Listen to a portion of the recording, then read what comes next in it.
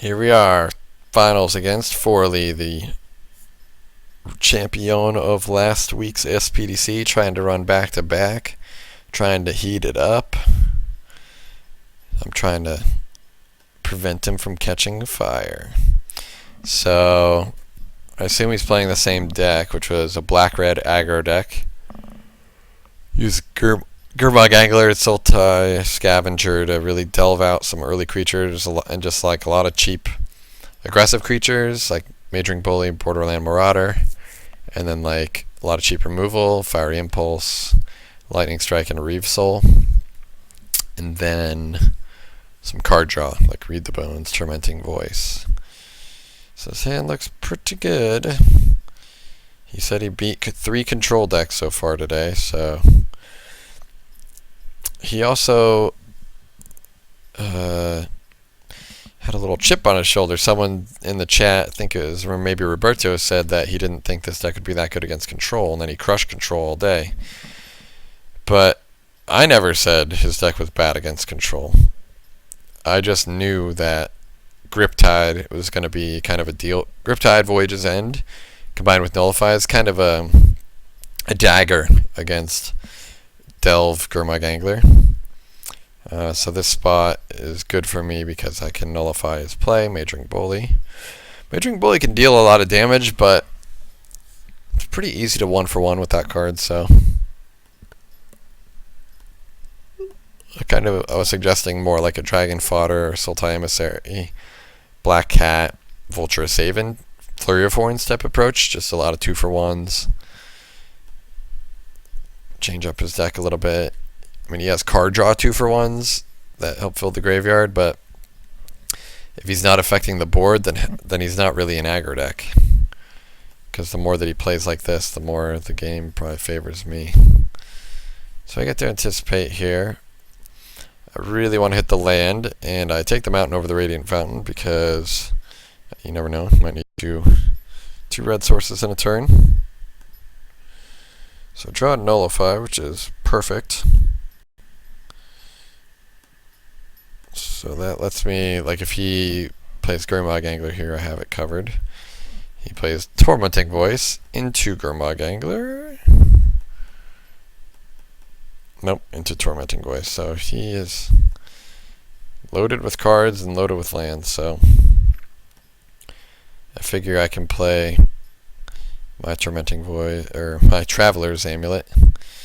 Amulet bloom some islands. Marauder I don't care about. I kind of want to convince him that I don't have the Nullify, since I can't really kill a Gurmag Angler easily with cards other than Nullify, and I can kill this with any red spell. So I kind of want to just show him like, hey, I'm scrounging for cards, which I kind of am. I need to hit lands. Flurry of the Horns also as well does a good job of just bricking this Borderland Marauder. Now it's going to open up, it's going to make Lightning Strike and Reeve Soul and all that live draws for him. But with triple Treasure Cruise in hand now, I just need to play this out just to empty my hand and try to cruise eventually. Even if he does land an Angler, which he probably will here, I can Griptide Nullify it, and I'm at high enough life total that I should be fine. So yeah, the Lightning Bolt, Fiery Impulse, which is sweet. See, like right here, Gurmag Angler is good, but again, for the sake of his deck, I think Flurry of Horns would be better. And you didn't even need to delve. Like imagine if you had Flurry of Horns and Gurmag Angler this turn. That'd be sick, right? So, draw Mega Spray, which is perfect, because I want to kill that 3-2 dude. So I can lead with that. Plan is to Griptide here. I don't do it on main phase because I don't want him to land it again. I don't care if he draws a card. I don't want to take any damage, so I just Griptide it so I can nullify it next turn. He can land another one, but he only has a Scavenger. Scavenger conveniently dies to my top deck Lightning Strike while he's tapped out. And I get to Treasure Cruise for 1 mana while holding open Nullify. So I've got all the gas in the world, and he doesn't. which is why he's tapping out to play these anglers. So I'm kind of in a easy mode now. I also do not mind if he resolves anything because I have Grip Tide and conveniently have the negate on top, so he has to 2-for-1 himself with removal spells again, and then he gets the land Angler. So again, I have the same play. This time I can just straight up Grip Tide, deny his draw step. He pretty much has to replay it. I have the Nullify. So again, scrying off Rise of Eagles, so much better than Ojutai summons.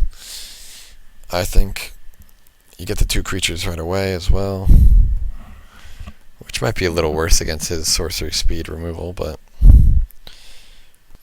you know, flooded with mono good cards. I don't think negate's super important against him. You can let him 2-for-1 all he wants. He doesn't have that many relevant cards that we need to answer, so anticipate. All we're trying to do is hit gas, which is ways to kill him and attack, so Flurry is perfect. So we have 5 mana Flurry, beat you down. So the reason why Flurry is good in my deck is the same reason why it would be good in his deck. It's like his deck's very similar to mine. He's delving for 5/5s, I'm delving for 3 cards. And we have a lot of card draw, but again, he has small creatures and I have cheap removal. So the longer the game goes, the just more it favors me. So I just Void to send his guy, leave a Lightning Strike on top, Flurry him again, crush him for 8 down to 7, and then yeah, I can cruise again. Still have 2 mana open. He has to Angler into Twin Bolt into Magma Spray my guy, Magma Spray my guy. Oh, so that's Twin Bolt ruined the replay again. Anyway, he targeted. Oh, that's fun. Twin Bolt, when it targets a player, crashes the entire replay. Twin Bolt, when it targets creatures, stops the entire replay, but it doesn't make you have negative 300 life. But anyway, his play was Twin Bolt, each of my 2 Minotaurs, and he Magma Sprayed twice to kill 2 of them. The problem is that I just Lightning Strike him down to 4, and then Grip Tide his Angler and attack him for lethal. So that is game 1. Sideboard, I think just I can bring in like 1 Disdainful Stroke. It's kind of like the 5th Nullify. Well, the cheap removal's good.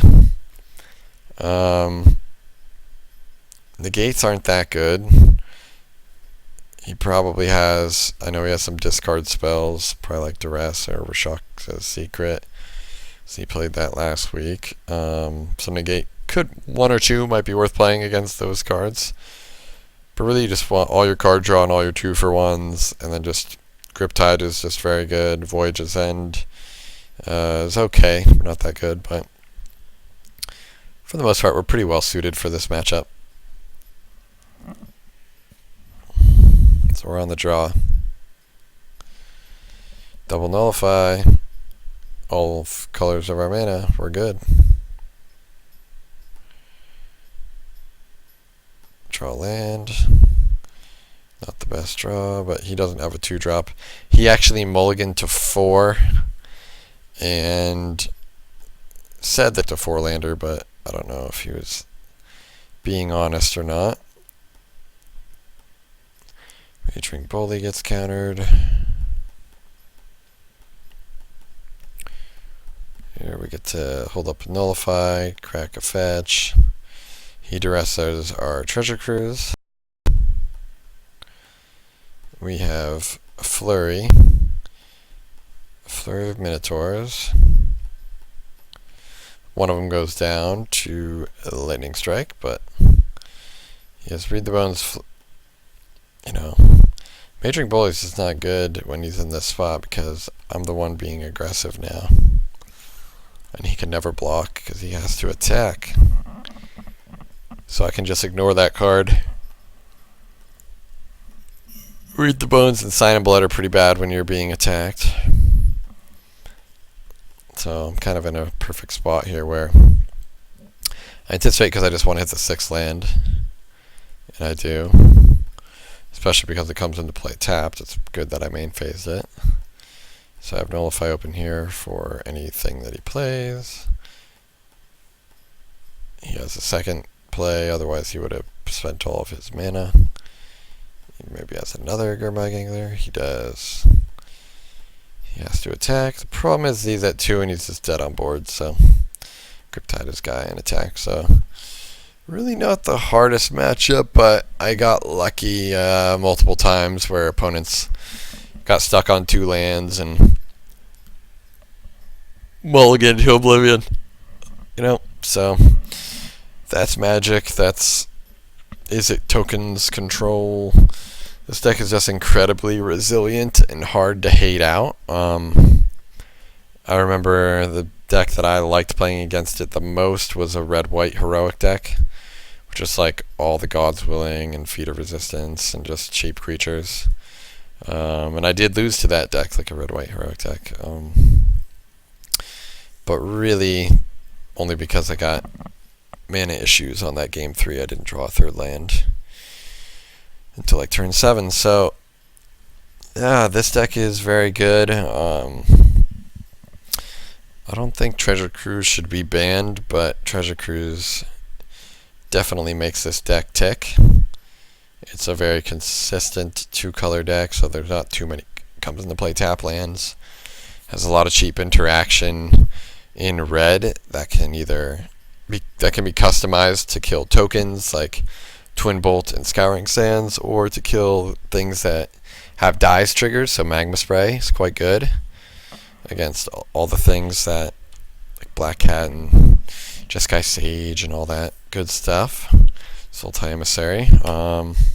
Then I really like the blue just for the Voyage's End. Griptide is good against heroic. It's good against 5/5s and just any threats that the red removal typically can't deal with.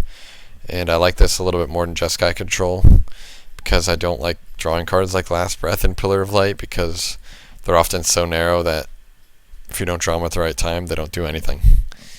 And I'm not really about that. I want the deck to be able to do anything at all times because cards getting stuck in hand makes it harder for you to fire off your Treasure Cruises, and you just want to fire off the Treasure Cruises ASAP. The faster that you get ahead, the more likely you are to stay ahead. So yeah, I definitely recommend this deck going forward. I don't know. I really want to improve on Forley's deck, though. I think he has a really good deck, and I'm actually gonna brew up a little bit more of a grindier version that doesn't fall so hard to 1-for-1 removal. But I really do like the impact that Gurmag Angler forces other decks to be able to deal with it because it's such a good threat. And yeah, I like it. So good games to Forley and everybody in the tournament. Thanks for coming out. And if you're still watching this, Roberto, who has been co-hosting with me, who's pretty much, he should be our official co-host. But Jamura, the webmaster host for pdcmagic.com, doesn't like to respond to us anymore. So, they were previously giving us 15 tickets per event in order to sponsor this event at a 7,422 rate of 1st through 4th. Currently have not had that for unknown reasons. Would have at least liked to at least hear why tickets were not being provided for anymore. I personally have given out over 250 tickets in prizes over the last 3 months or so to top 4 competitors of this event, and I've never been reimbursed. So I would like to be reimbursed for that. I was not planning on being the one sponsoring the event,